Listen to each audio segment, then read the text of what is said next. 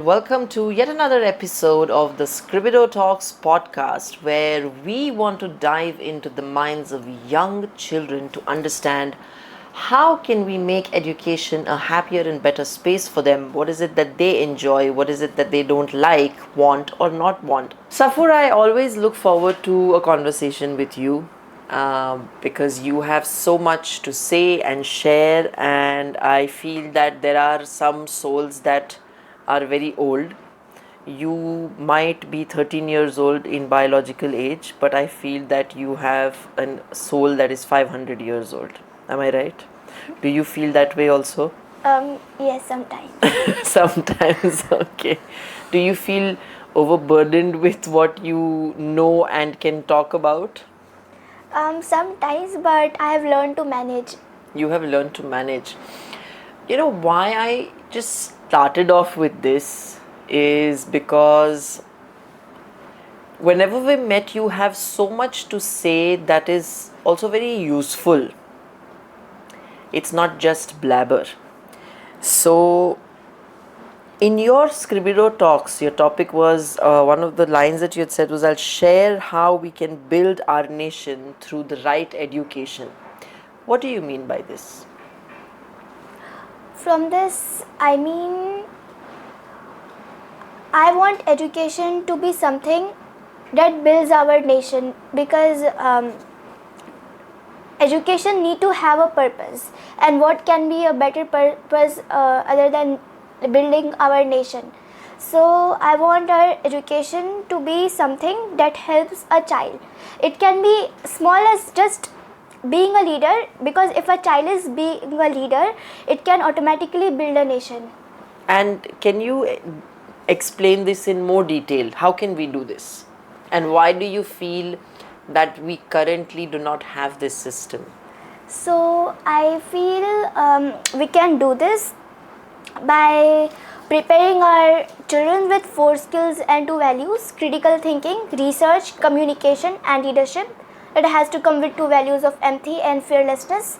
And our current curriculum, or we can say education system, lacks these 4 skills because students are not encouraged to think. They go to school to process information. They are taught what to learn, but they are just asked to process information, but do they know how to process it? Because I believe if a child once learn the way to learn, how to learn, so the child can learn anything in the world without or with anyone's help.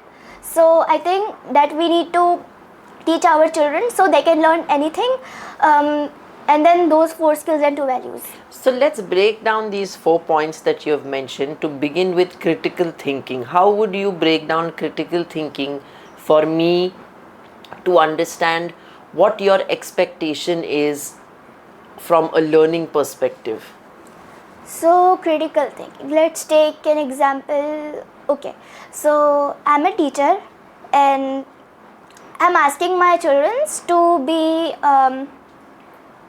Prime Minister of India for a day and write a policy about opening an economy, and I will ask them to have a debate around themselves, and I will ask them to speak against and for the motion at the same time.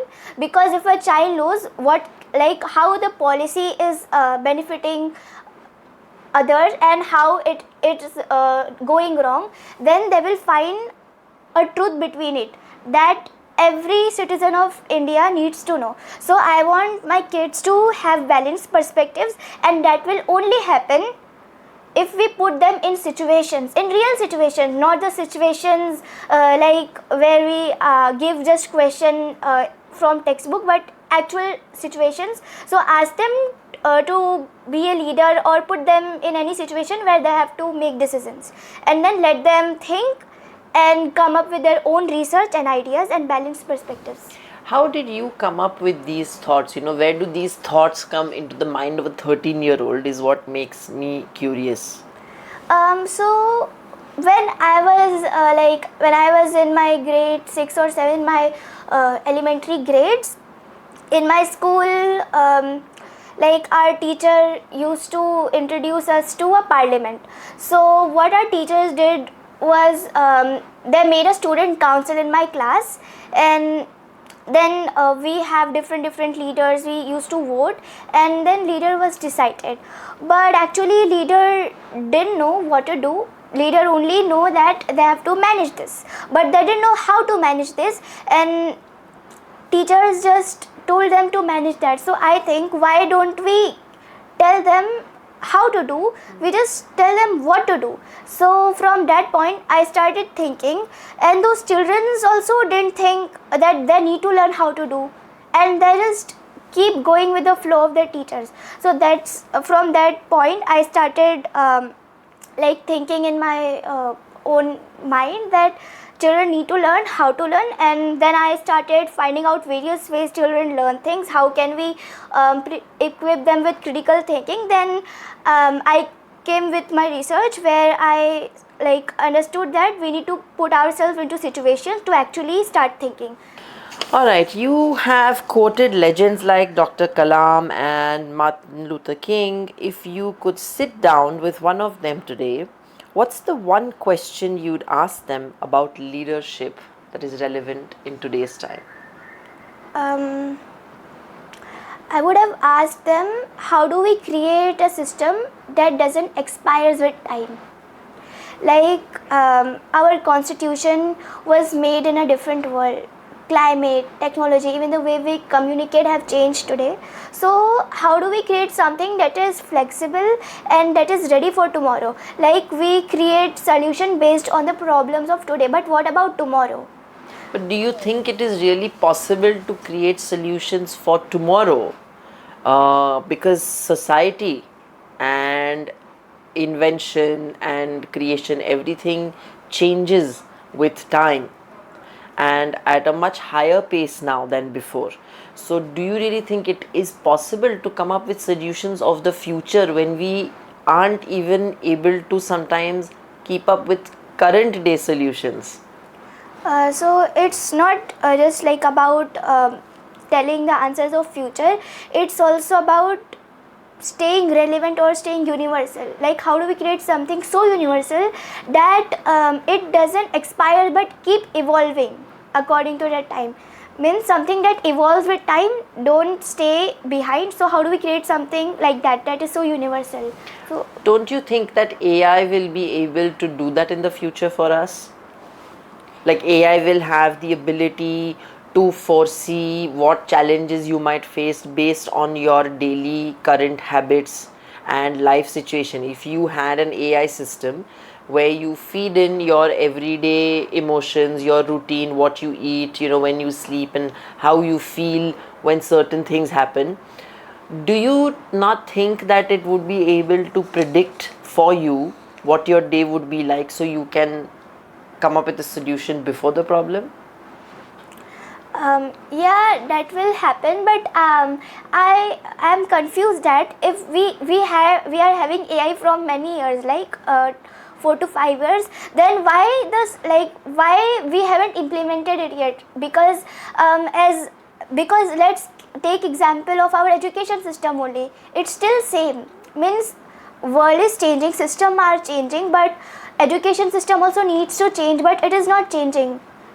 Because if system change, we also need to change, otherwise we'll get stuck. So in the classroom, what is your state of mind when you're sitting in the classroom and it's a boring class and you feel you are ahead of what's being taught there?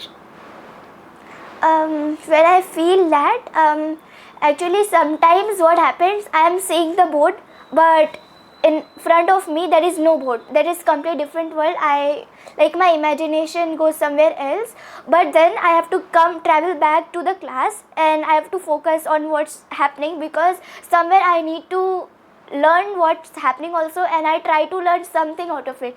Sometime I learn how to put ourselves into flow state, or into complete, like how to put focus. So through that becomes a training for me. Even if I'm not able to focus Safura. So that's consistency, that's discipline. Learn to put yourself into flow ability. So whenever I need, I can put myself into that condition. So it becomes a training for me. You said in your talk, we are not just raising children, We are raising future leaders. What do you think makes a student a leader in a classroom? That's a very important question, because even I misunderstood leadership years ago when I was in grade 2 or 3. We used to have monitors for our class, okay. So we used to pick up chairs and do voting, and the monitor was decided. It was usually teacher's favorite, and for like at that time, for us leadership meant something, to silence children, to like get control over the class, and then to punish students. So at that time leadership was that, and everybody wanted to be leader. There was a lot of competition in our class, but when we moved to grade 7 and 8, literally nobody wanted to be a class monitor or leader, because like at that time leadership was something like burden. Why do we need to spend our energy on silencing children all the day? Why do we need to take blame for if things go wrong? So it was like a burden, and I think it's because leadership was introduced as tags or as labels, but our school forgot to introduce the values behind it. So I think it's because of Beautiful. that. And like leadership, and I learned that leadership doesn't need to be a monitor. Anyone can be leader if they choose to. It can be as simple as just noticing who don't speak and going them and ask, why do you don't speak in class? So anybody can be a leader who notices, includes, and acts, and just have the courage to care. I'm so glad you put these thoughts into words, because I so relate to that. I never wanted to be a prefect or a class leader or a group leader or whatever when I was in school. I never thought about it this way, but I definitely had a certain sense of I don't want to take responsibility for other people's actions. And so beautifully put. I think if so, here's another thought that came to my mind. How do you think, would it be possible for a teacher to customize the learning output for every kid based on their ability? I think this is good but not the best thing to do, because how can a teacher be sure about the ability of children?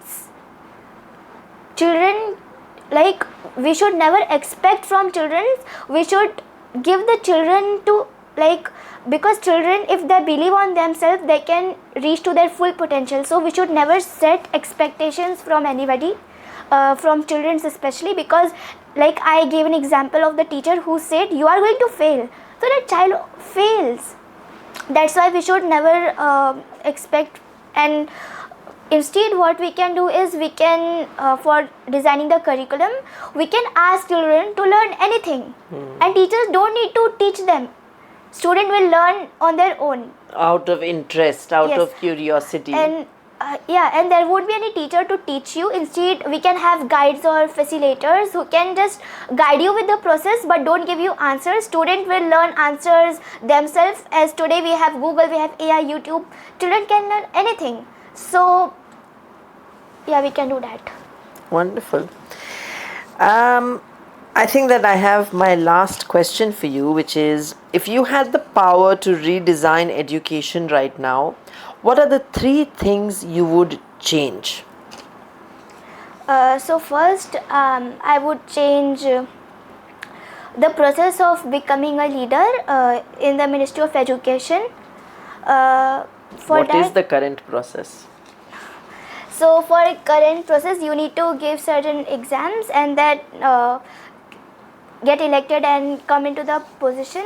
But I want a process where every leader or every individual have to spend a week in a government school, especially in rural areas, including me.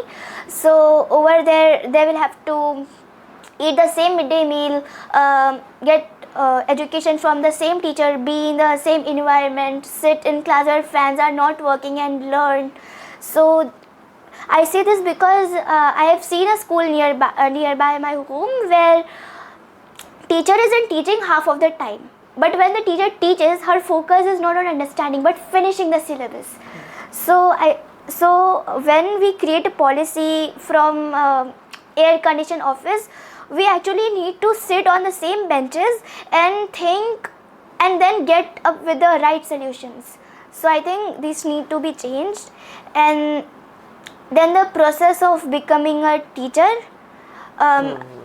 like Absolutely. currently it's giving the BEd like exam and getting a degree and then being selected.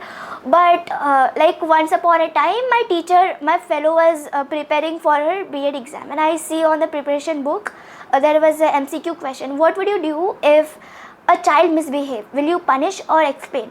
And of course most of the teacher would have ticked explain, but in reality what they punish. So I feel first we should train teachers and then give them an internship of teaching a group of students, and then select them basis on how much impact they have made on children. And the third thing is the curriculum and the way children learns. So actually I don't want a curriculum, but as it's a school, it needs a curriculum. So for that, curriculum will be flexible. Children can learn literally anything they want to, because schools will not need teachers. Students are going to learn on their own. So student can choose any subject. It can be academics, it can be music, it can be environment, anything they want to. So like, But without teachers there, don't you think it would be chaos? Like if you're hyperactive, you have a hyperactive mind as a child, as one of the students, and you want to spend a lot of time in the library learning or reading, or let's say you had access to podcasts, audio learning, and I was a student who was extremely physically active and I wanted to make noise and jump about. How is that going to work? Because you would then, without a teacher, don't you think that the presence of a teacher will always be necessary for a certain level of guidance, or you just let everybody loose? there are facilitators and guides for that. Okay. Firstly, if like when students start learning things on their own, they start becoming independent, and once student like become independent, they are enough mature to take accountability of themselves, to take control over themselves. So this won't be a problem, but it happens. There are guides and facilitators around them. How much research have you done on the education system and alternative ways of learning? I'm like doing research since 2 years, and the research is in many different forms. I visit different events, I talk with educators and founders of a few schools, and I have went to like educational revolutionary retreat this year. So over there I met with a lot of individuals, and I had really good conversations with them, and I have attended started program at Circle. So I just keep participating and engaging myself, and from there I research by talking with people, and when I need, I like get help with AI and search about data from Google. Thank you so much for coming on Scribido Talks. As a last thing, can you tell us how the overall experience of Scribido Talks was for you, just to summarize it in 2 lines, not more? Scribido Talks for me was about new learnings and making connections. Making connections. Okay, great. All right. So that's us signing off from another episode, and we'll see you guys soon.